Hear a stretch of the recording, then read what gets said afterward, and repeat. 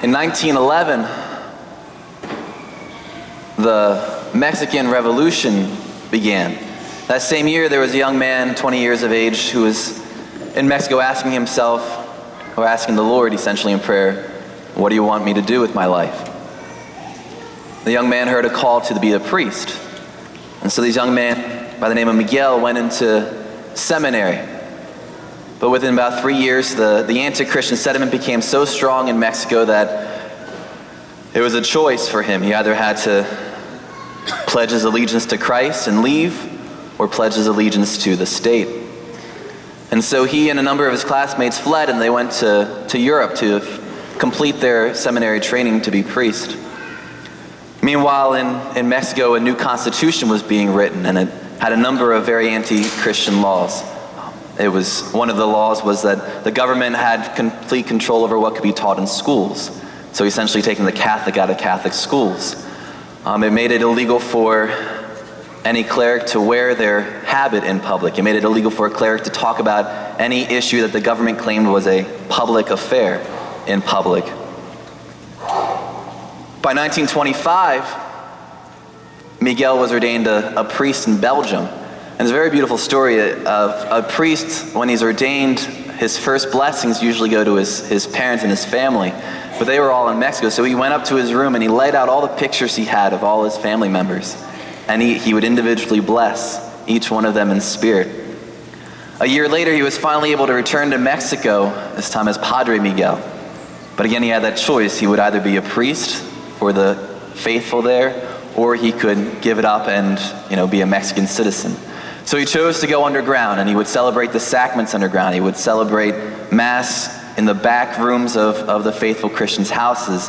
Their motto, these Christians, was Viva Cristo Rey, long live Christ the King, because that's alone who they would pledge their allegiance to. He would do this for about a year, writing notes, trying to preach through written means and through secret notes, until finally in November of 1927 he was arrested. So there was an assassination attempt on one of the government officials.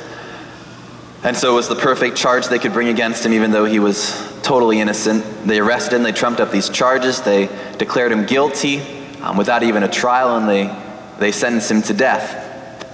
And so 85 years ago, 85 years and 2 days exactly, he was led before a firing squad in Mexico. And they asked him if he had any last words. He said, I really just want to kneel down and pray. So they let him kneel down and pray, and he prayed, Father, forgive them. Father, I forgive my enemies with all my heart. Lord, you alone know I'm innocent. And as he got up, they offered him a blindfold, but he refused. But he took his rosary and his crucifix, and he held them out, and he formed the shape of a cross. And his last words were, Viva Cristo Rey, long live Christ the King.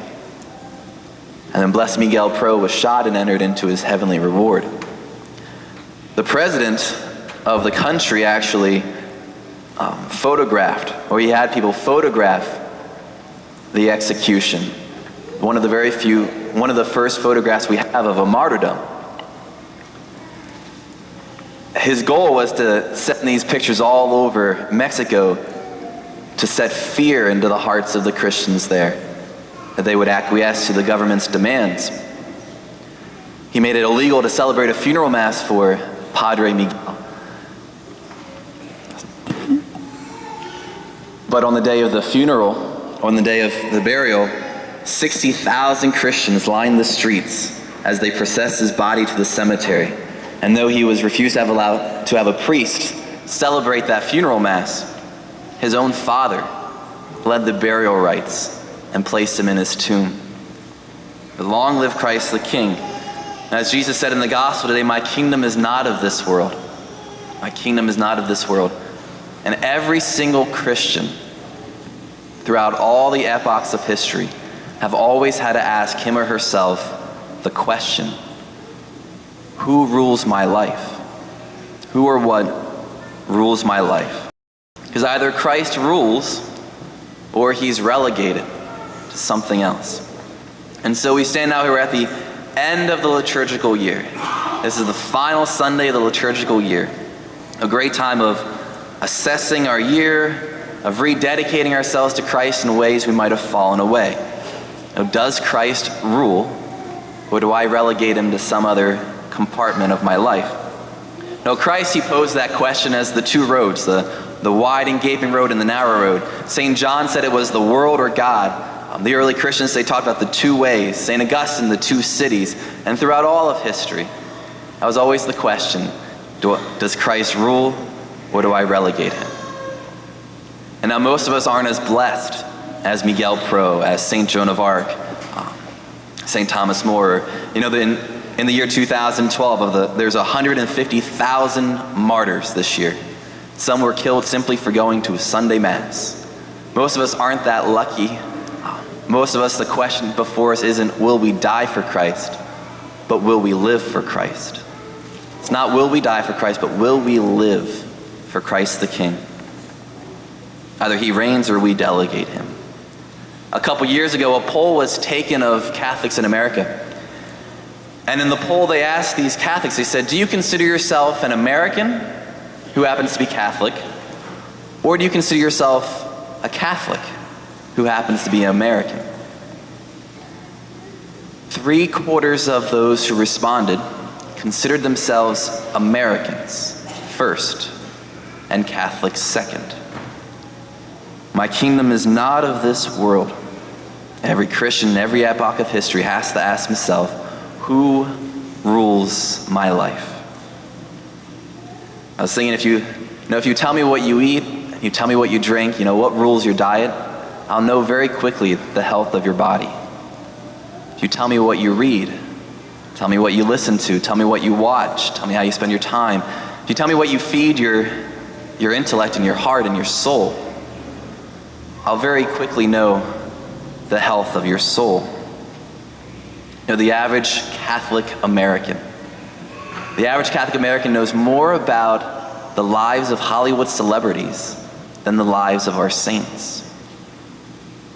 The average Catholic American learns more about their faith from the news media than from reading the catechism.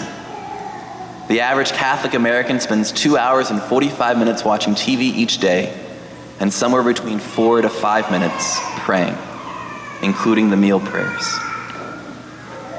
So it's the end of the year, a great time to reassess, to rededicate ourselves, and to look at, how has Christ not reigned in my life? How have I relegated him this year? Because either we serve the King whose kingdom is everlasting, as the psalm says, or we serve this kingdom which is passing. So I don't know how in your life things need to be rearranged. Maybe you need to stop by the church 10 minutes to pray each morning on the way to work. Maybe you need to put aside a day each week to spend with the family. Maybe it's to read and pray with the faith, the catechism or something like that. I don't know what it takes for you, what needs to be rededicated in a sense. But remember this, the space shuttle uses 95% of its fuel for takeoff. The rest of it is mostly just soaring. We need the energy to take off during the new year, during this year of faith. Figure out what we need to give up, how to give up this allegiance to a culture that we might pledge greater allegiance to Christ. There's a great bumper sticker that says, if Christ the King is still your co-pilot, then it's time to change seats. So long live Christ the King. Viva Cristo Rey.